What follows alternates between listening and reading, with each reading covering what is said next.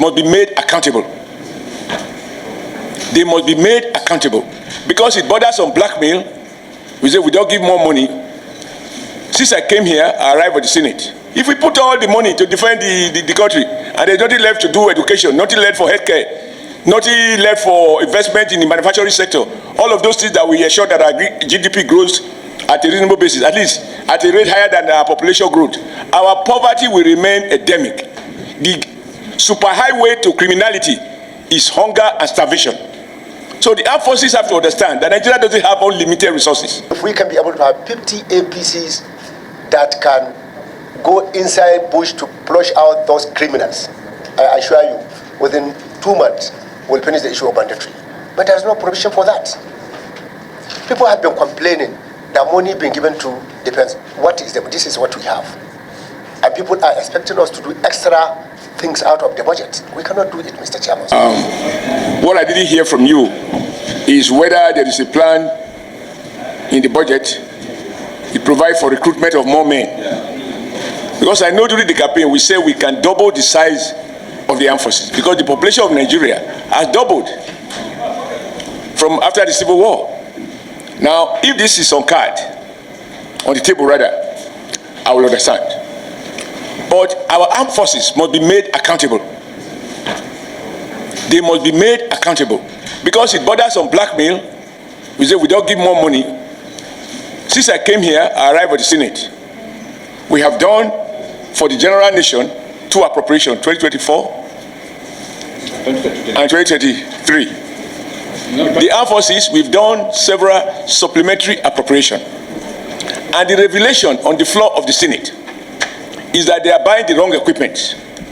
Now today, when you said we should do proper oversight, I raised that motion that the Committee on Navy, Army, Air Force, and others should benefit from robust National Assembly oversight functions. That motion was defeated. It is on record that the armed forces are oftentimes or sometimes procuring equipment that they really don't need. The issue of the yacht is one shining example of complete gold displacement. I think they spent about $6 million converted to Naira that they were asking for to maintain the yacht. And I remember President Buhari said he never asked them to buy yacht. Which president will go on a yacht? On holiday? So I think when you say we should remove them to first line charge, you must trace the origin of the security crisis we are facing today. The only thing I will favor for first line charge is education. Because people who are educated and skilled, they are unlikely to be so poor that terrorist organization can easily recruit them. If we put all the money to defend the country and there's nothing left to do education, nothing left for healthcare, nothing left for investment in the manufacturing sector, all of those things that we ensure that our GDP grows at a reasonable basis, at least at a rate higher than our population growth, our poverty will remain endemic. The super highway to criminality is hunger and starvation. So the armed forces have to understand that Nigeria doesn't have unlimited resources. And when they are buying equipment, they should buy what works. They have the scandal about buying second-hand equipment, military equipment. And as oversight, you can trade and you're all right, you retire as a senior military officer. I'm sure you know what I'm talking about. So when you say we should remove them from the first line charge, everybody first line charge, I mean first line charge, Navy, Air Force, what will be left in the treasury for the mass of our people? Are they going to be defending the graveyard? So we need to draw a sensitive balance. And there is no question that we need to enhance the competence and the proper kitting of the men and women who have put out their life for Nigeria. And I want to be on record that I do, from the bottom of my heart, appreciate, and I continue to appreciate the enormous, huge sacrifices that our men and women in uniform are making. But their senior officers should be encouraged to procure wisely in line with what the military need. Sir, so you are probably from northwest, northeast. Chairman, there's no better place to speak to this. I am sure if you engage some of the soldiers on the field, they tell you they give them the ration bullets. They don't have enough ammunition. Whereas the terrorists are, that is not because of budgeting. So we need to scrutinize and encourage and do everything to persuade the leadership of the armed forces to put the right priority in the right places. But if money was unlimited, anything you want, take and secure me. But if I have so little, I have to balance between my kitchen, my security, roof over my head, water for me to drink, a hospital for me to go to. Because even if the army secure my life, they do not secure my head. So all of this, the federal government has to deal with. So in a sense, we need to be sympathetic to the executive as to how does it get this money. And I go back to President Buhari's repeated statement. I am trying to draw a bucket of water from a dry well. Whosoever has to take a cup from that dry well should make sure that he sip it slowly as and when necessary to survive 365 days before another round of budget is done. We shouldn't give anybody as legislature knowing the fact, because we are approving loans and loans and loans, and Nigerians are abusing of approving loans. When they are so approving, we cannot now ask the president to spend over and above the revenue available, whether through what we generate or through what we borrow. So it's not about whether we like it. It's about, my friend, I have limited money. Manage it judiciously. Refocus your priorities. There should be accounting. Nobody should be above accountability. I think if we do that with the money they have. Now, TRADOC cannot be different from the Air Forces. When they get the envelope, it's up to the Army to say, TRADOC should attract this. If they choose not to, it's not for the Senate to lament it. Because they have to determine their own priorities. And I thought training is a priority, but if they think otherwise, it is their choice. But sir, remember, Nigeria doesn't have all the money, and many people are opposed to Nigeria borrowing more and more money. Because that is the debt our children are going to pay. Let them pay for the railways we are building. Let them pay for the superhighway that will be in existence. Let them pay for model airport. These are the things that when they are paying, they say, oh yes, our parents spent money on this, now we are paying for it. But if they can't find what they are paying for, there is a double jeopardy. So we as senators who are also responsible for representing our constituents and who understand the challenges facing our constituents have to help the executive to do a very delicate balance. But I'm sympathetic. We must commend the Army and the Air Force, in fact the military, for the supreme price many men and women have paid. And I pray that God will bless them.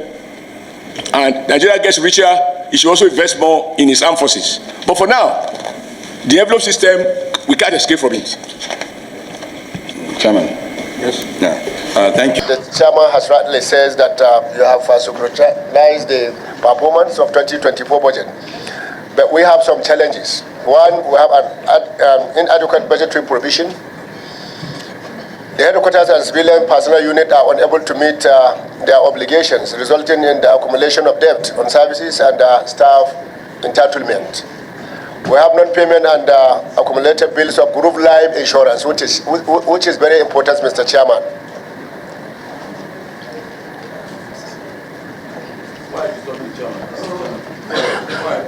Mr. Chairman,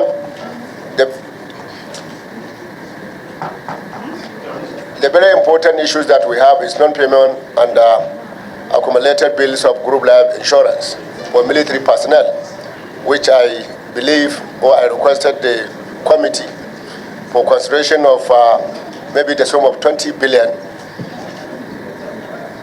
as an additional funds for payment of families of deceased military personnel. That is one of our challenges. In conclusion, honorable members, ladies and gentlemen, the ministry is, okay, I think we have another issue. Mr. Chairman, if you look at the budget of 2024, most of the barracks, the allocation being made is zero. How do we expect the personnel of the military to perform while their living standard is inadequate? All the zones, all the provision that we made, the allocation in 2024 is zero. And these are the people that we expect them to perform magic. And for us in the ministry, we have a lot of challenges. Many people are calling us, like my friend, Honorable Saraswali Sokoto, we have a lot of challenges. But all is heading to the ministers or the Ministry of Defense. While look at the budget of 2025, just 50 billion. We have shortfall of 18 billion of the last year's budget. And people expect the ministry to do wonders. I was in Sokoto, the honorable member will testify to that. I went to Sokoto by myself. Nobody sponsored me to go to Sokoto. I did it in my pocket, just to ensure people sleep with both their two eyes closed. My colleague Badr went to Zamfara, he went to Kazina, the same thing, because there is no provision in the budget. In fact, the Ministry of Defense is supposed to provide some equipment for some of the zones, but we cannot. Out of what we have in 2024, we can be able to provide just 20 APCs. What 20 APCs can do in Kazina alone, Mr. Chairman, if we can be able to have 50 APCs that can go inside bush to flush out those criminals, I assure you, within 2 months, we'll finish the issue of banditry. But there is no provision for that. People have been complaining that money being given to defense. What is the? This is what we have. And people are expecting us to do extra things out of the budget. We cannot do it, Mr. Chairman. So I believe this House will consider more funding to the Ministry of Defense, so that even within our own, as a ministers, we can be able to provide some equipment to some flash areas of attacks. It is all over the country. If you go to Southwest, Southeast, Northeast, North Central, Northwest.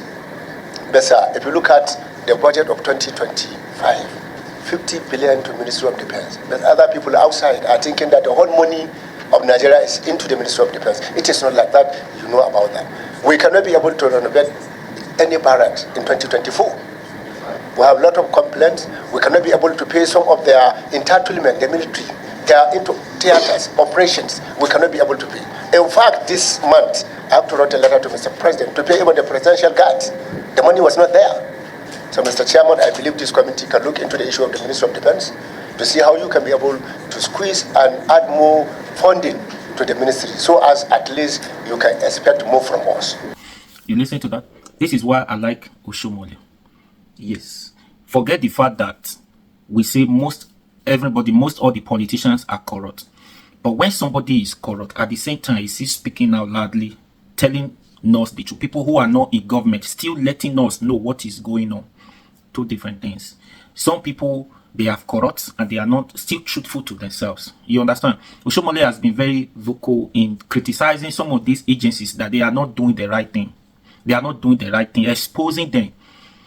If he's exposing them, like, they're not less for the authority, somebody who is in charge to investigate them, to do oversight to that agencies. Do you understand? So Oshomole is one of these senators who have been really trying, exposing the law, revealing a lot of secrets going on in that house to people who are not in politics, letting them know, aware what others are doing in that policy, in the name of you are in these positions. Do you understand? Buying. Okay, let's, for example, if Oshomole were still the labor union president, if Oshomole is still the president of that labor union, no, Tinubu cannot even try it. Tinubu cannot take Oshomole for granted, because this one now, Ajo Ajero, is not really that active like Oshomole. There is difference between you are qualified for this position, they give it to you. You need to be very vocal about it. You need to be serious about it. You need to use the part. Normally you are stubborn. You understand all this politics. Everybody understands each other. You understand? You day, you day your side. You get your side. Hold your side tight. Nobody will ride on you. Nobody will ride. Nobody will take you for granted. You remember when Oshomole was in that labor force? Some nonsense now. You know they go. This one now, it will go before you know. APC Tinubu is pushing him here and there, using every means to frustrate the man because he's gentle. I don't understand. Think about it. Oshomole, if you give it to him, he'll give it to you. He's stubborn, you are stubborn. He doesn't care. You're not sent. Oshomole too, not sent. Do you understand? That's just it. And now look at what he said about the generals, that they are the one doing illegal mining. All the generals are the one doing illegal mining in Zamfara State. He said it. What less for the federal government to do? Set up an agencies to investigate them, do an oversight to that. Then when you find, bring them to book. You don't expect Oshomole, he said you don't expect Oshomole to come up on public media houses to start giving you names. Oshomole will not do that. Nobody will do that. But if federal government call him to order, then off the camera, maybe Oshomole will give you the details of those people. Go and investigate them. If at all, the person, the federal government or the person is ready to do the right thing, investigate those people, ready to solving this problem. Do you understand? But he said it now. Case closed. Everybody talk about it on social media. Oshomole expose these people. No further action. No further action regarding that exposure. That is the problem. And you and I know that these people, yes, they contributed. They are making more money. And now this one is telling us, you buy what you don't need in fighting the insecurity in the country. You buy what you don't need. You are lying, kind of blackmail, according to Oshomole. You blackmailing that they are not giving you more money in your agencies. You guys are like, what money are you lacking? We're not seeing the result. Yes, we're not seeing. Well, every time we're not hearing that you want more allocations for you to recruit more people. No. Oshomole said the population of this country is increasing day by day. But the armed forces, you guys, are every day, even some people are even losing their lives. It's not increasing. The numbers, the population is increasing day by day. You see, remember, not budget to increase, to recruit more people. No, they are not giving you money to do that, to buy equipment, to do this, to do that. The one they have been giving you, we're not seeing the result. Buying fake equipment because somebody is in that position, using it to make money, making money of that positions. Buying what you don't need, fighting the insecurity. It's annoying. Yes, you may not take it. Yes, some politicians are corrupt, like I said, but there's difference day now. You see, Oshomole now, you see the labor union. All this one, you foresee Tinubu for not get away with a lot of things that he's doing now. Now here say now this one, Ajiro is calling for nationwide protest over this telecom hike increase. I don't know when that date is coming up. They will not take it seriously. Federal government not taking seriously again. No, just like Tinubu will say something, he stands, and he is the one in charge of this position. You not feel remove me from this position till the right thing is done. You are the president. He not send you. You don't understand. But this one now, if you do anyhow now, they will remove him. Anyways, please share this video and subscribe to this YouTube channel. Be your guy, run out for me. Subscribe, follow this page for more.